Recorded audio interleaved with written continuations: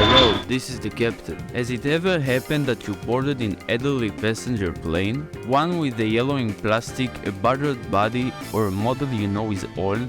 Many people will not feel comfortable flying in such an elderly plane, lest he suddenly suffers some mechanical stroke and fall from the sky. That's what we will talk about today. How do you know when an airplane is getting too old and it's dangerous to fly?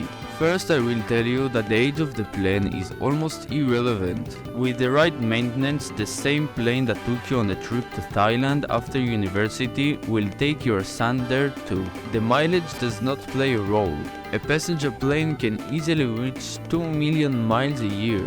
What does affect? The number of takeoffs and landings, which is known as flight cycles. Each turn like this put a terrible load on the plane body because of the passengers themselves. The air pressure at an altitude of 30,000 feet does not allow to breathe and functioning, which require compression of the passenger compartment. So there is enormous atmospheric pressure on the shell and the chassis in every flight. An airplane like the Boeing 777, for example, can list something like 40,000 flight cycles, which on average translates to doing years. So, what happens when the plane reaches the end of its cycles?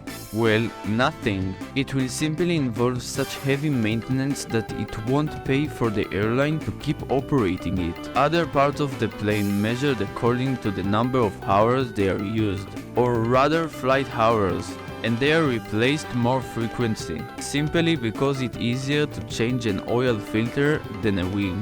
The component that lives the longest is the engine. Engines can last 30 years with good maintenance. The plane itself also lives a long time.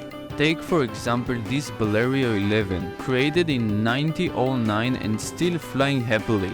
It's just a question of money, of the 40 fat Spitfires in the world that are still flying. And what happened to a passenger plane at the end of his life? When you stop repairing it, it is sent to the scrapyard. Then, courtesy of the aluminum industry, will arrive to the razor companies and other aluminum products. Basically, everyone has a little airliner at home.